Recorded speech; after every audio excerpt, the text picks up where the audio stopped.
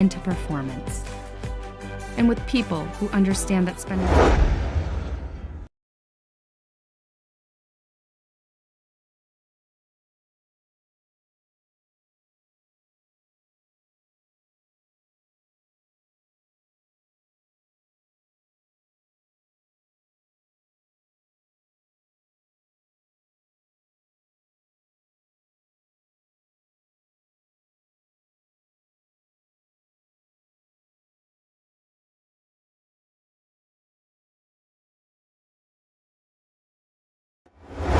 about community, about every person being essential to the whole, about a place to call home away from home. So we rise up, give back, and build.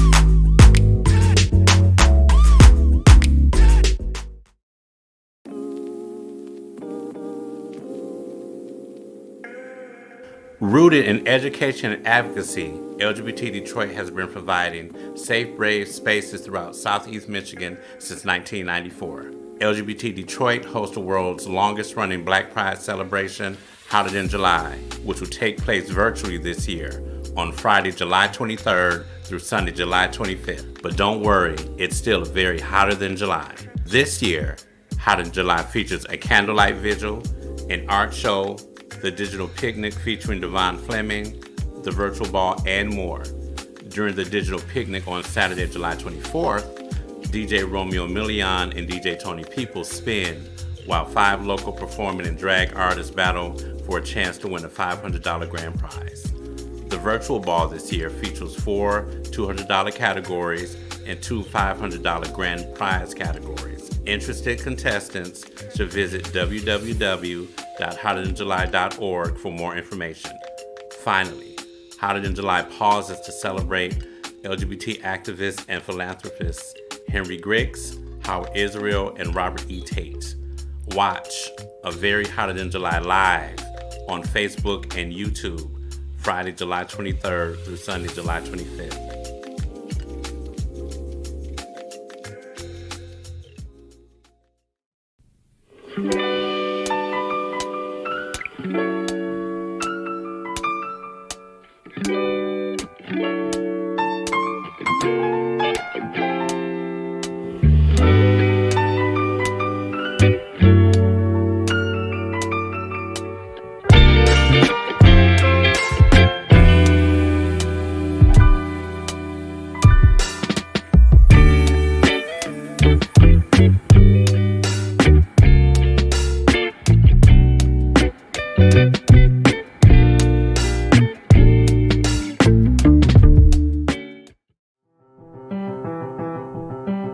Detroit and happy Pride.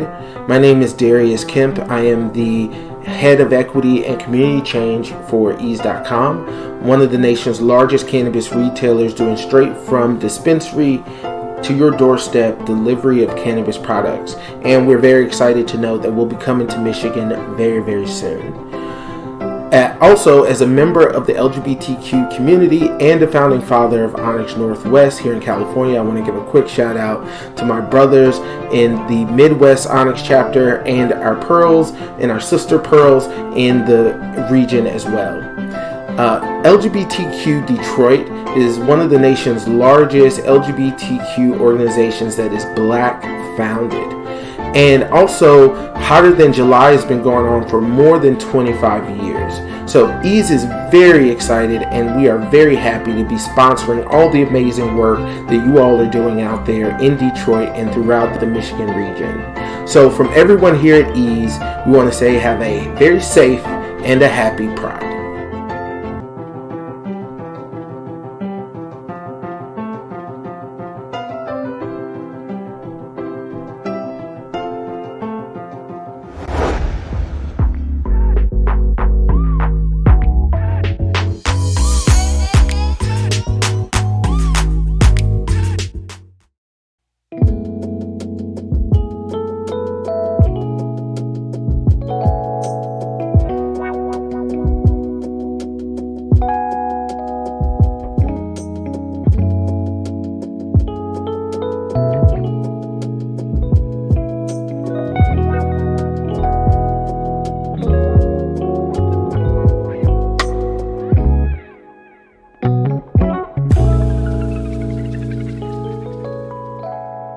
I would like to say thank you on behalf of Imagine This Productions. We have been doing this, I've been doing this brunch for 33 years with the organization, the Billionaire Boys Club. And then 26 years ago, we joined with Men of Color and started Hotter Than July. And so the brunch still goes on. And I would like to welcome each and every one of you all to the Hotter Than July Award Sunday brunch this year. And my Imagine This team is here, Damon Perry, Jason Michaels, and my other Marcus Pratt. He's at work, he's on his way here. But I'd like to thank each and every one of y'all taking time out to come for such a festive occasion. And now I'm going to turn it back over to Lloyd and let him do his thing. You're supposed to know what you're supposed to do. What I'm supposed to do? How hot is it? Oh, hot it. How hot is it? Hotter than July. How hot is it? Hotter than July. All right, hotter than July. All right, so my name is J. Lloyd Allen. I was asked to MC, so I'm doing this off the cuff. So if you see me on my phone, I'm not being rude or disrespectful, but they sent me some questions and they want us to have some discussions, just specifically around how did you all change the way that you work during the pandemic, the way that you engage with your community, the way that you did community service, the way that you engage with each other. And so we're going to start to my right. So my job never changed really from day one. From day one, we had to deliver services to the citizens. So my mechanics had to work. You can't take a fire truck home and work on it from home on a Zoom call. And the building attendants had to clean because, well, you had to work in a clean environment. And the grass cutters had to cut grass because they can't cut the grass at home and leave the parks to grow. And the citizens, their expectations didn't change that much. People still wanted service delivery. And I can understand why. Part of my job also was setting up the state fairgrounds. So you went and got a COVID test. That was my job to get that set up. That was very interesting, as you probably can imagine, and a little traumatizing at times. And then I also worked at helping set up the TCF vaccination site as well, too, with all the team members of the city. So my job, it didn't change, but then it did change dramatically from other areas. And so the second question that we want to ask is, what resources do you need to help you move forward with the work that you've started? I always stick to just saying like intergenerational mentorship. That's so important, the knowledge and the wealth of network that a lot of people have, especially in this room. I can tell it's just so important to like lead in a legacy and create the legacy that you want to see for yourself. I'm also a legacy Detroiter, so it's really important for me to kind of keep that culture going. So like I love having conversations with people, knowing the history. Like it has to live through a lot of us. So I'm really here to listen and to be present in spaces. So yeah. I actually really like that. Yeah, I really like that. I would like to see that as well. For me, I think I would like to see, or like what I feel like I need more of is more like advocacy and support around like women in film bodies. I feel like I don't see that a lot or enough, and so I would just like to see more of that. And so I'm actually like trying to do the work, but like having more support in that area would be great. I need us to be okay with being very narrow-minded on the end goal, and just realizing that I promise you we could all play in the same sandlot, and I feel like that's what I just try to do. Like, hey, yeah, please play with them. So being open to my calls when I ask you to please play with them, that's what I need as a community planner at your state health department, being willing to play with others nicely. Thank you. Well, for me, I'm just so grateful to be in community and allyship with LGBT Detroit. I think that there is solidarity that has to happen when it comes to this work. My liberation has to be tied to everyone else's. We cannot do anything if we don't do it together. I want to continue to be in community. I want to be able to use the power of my organization to be able to support, lift up, and edify whatever you all are doing. And just, let us know and let me know how I can be of service more intentionally. I'm going forward, and that is how I feel it'll be rewarded in the work that we do. Always hard to follow. Yeah, see? But I'm going to pretty much put both of yours together as communications for LGBT Detroit. It is communication between all of us. Now that we all know we have computers and phones that literally do the same, it's continuing this effort that we have broken down those barriers that once were put up for some reason within the community. Being new to the nonprofit sector and working with other organizations within the city, seeing organizations and working with the city together, that right there is the highlight of COVID and this pandemic that has shown us that we can work together. So continuing that and, the end goal is being together and working together for that. And so the last question is, what is it that you want from the LGBTQIA+ community? Most come together and definitely breaking down those barriers and those walls and really defining what education is behind everything. So within the trans community, what that even looks like, especially within the trans community, and highlighting these areas that most people are very uninformed about. And highlighting problems within their communities so we can assess as a whole what needs to be done, because it does need to be a collaborative effort. These problems that are happening, especially within the Black trans community, is not going to end if we all don't concentrate on that specifically. So solutions, rather than saying this is wrong. We have definitely voiced now those problems within our community, so let's figure out the solutions now and being effective at those. For me, I don't know what I necessarily want, but I do desire to be have the opportunity to build trust with the community. I think that when you want to build like a rapport and solidarity with people, you have to be in community with them, and you have to have the ability and the opportunity to have trust be established.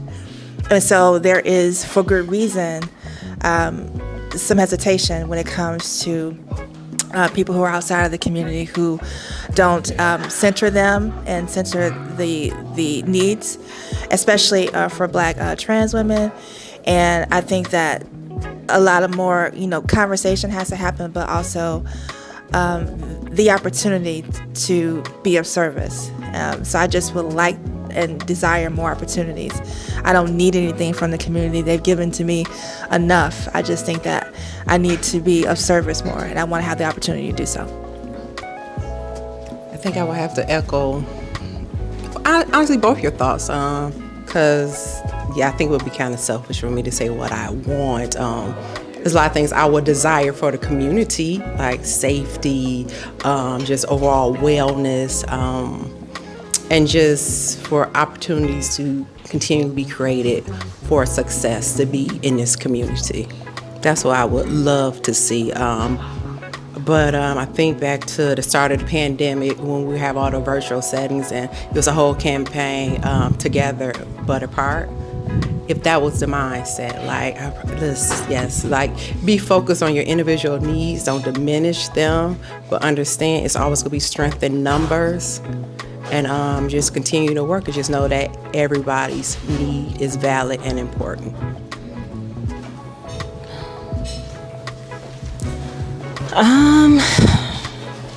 This one is kind of a toughie.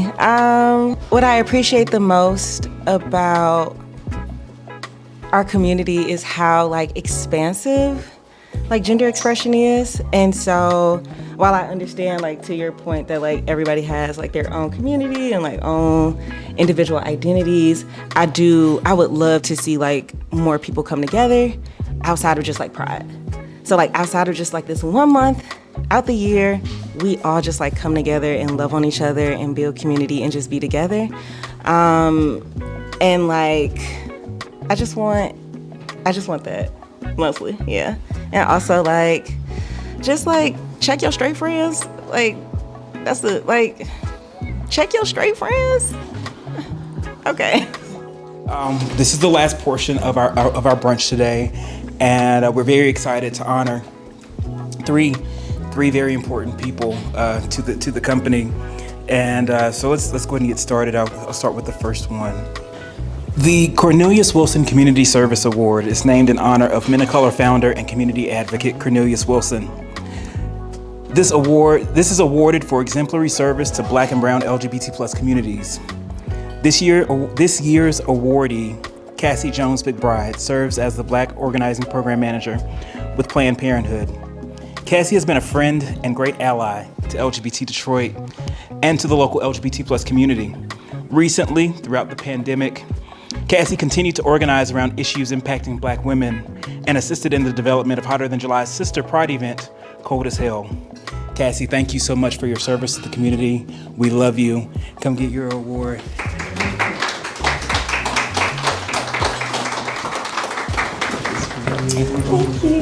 Thank you so much. Awesome, thank you. Next is the Irma Henderson Civic Award. This award is named for Detroit's first African-American woman elected as city council president. Irma took issues like redlining head-on, organizing the Michigan statewide coalition against redlining, which led to the passage of comprehensive state legislation. Today, we celebrate Brad Dick for his dedication to the city of Detroit in one of its darkest moments in history. Brad Dick lit an entire vaccination clinic, COVID-19 testing site, ensuring Detroiters had access to the COVID-19 vaccine. Brad Dick, thank you so much for your service to our community. Next is the Barbara Murray HIV Service Award, named for Barbara Murray, who was the Executive Director of AIDS Partnership Michigan, the largest AIDS service organization in Michigan. Today, we celebrate Kyra Sanders, who's been a great friend to Hotter Than July and LGBT Detroit. I won't say a lot, but because of Kyra Sanders, Hotter Than July is the first Pride in Michigan that will now offer COVID-19 vaccines. Kyra, again, has been a great friend to us. She serves on the Hotter Than July Planning Committee.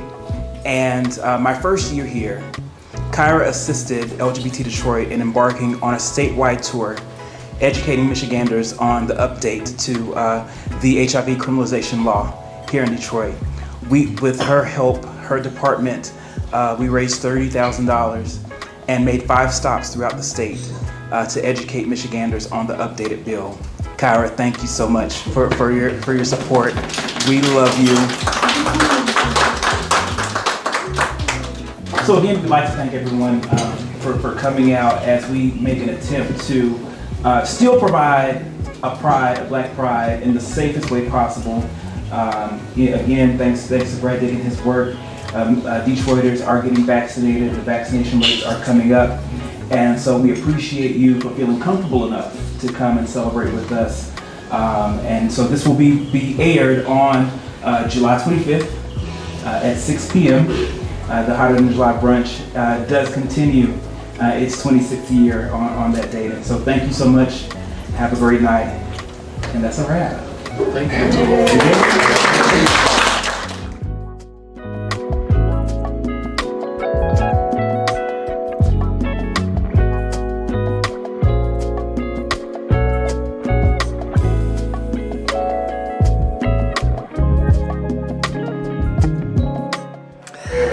Hi, I'm Cassie Jones McBride, and I believe Pride, like Harder Than July, is very important to the community because gatherings like this is kind of where I found my origin story. Years ago when I was trying to find my way in the body positive movement, it is within the LGBT community that I saw so many people just living fully and embracing me for my body and not being ashamed of who I was and how I presented. And things like this, especially from a Black perspective, is so important because there's so many other narratives that kind of drown out what happens in the city. But to have this legacy of celebration of the LGBT community and Black pride is something that's really needed and should be supported and continuing for generations to come. So why are prides like Harder Than July so important? I think the most obvious answer to me to that question is that because Harder Than July represents everybody, and most folks may have a vision of what Pride is or where it is that takes place maybe in a big city like New York or Chicago. Harder Than July is here, it's in Detroit, it's usually in a park in the city, and I think that everybody can feel welcome at Harder Than July. I think that it's important for people to see that LGBT community comes in all shapes, colors, and sizes, and I think that Harder Than July completely accomplishes that with a lot of love. I believe events like Harder Than July, Pride events are important because it gives an opportunity for members that belong to the community to show up and show out and celebrate and understand that they are living out loud, living their best lives and bringing attention to the needs, and just a time to celebrate this community that gives so much in so many ways and but still has so many challenges from the out world. So outside of the way it's been commercialized, when you think about the nitty-gritty work that still needs to be done, Harder Than July presents an opportunity to bring attention to those things that need to continue so people can live safe, happy, well lives.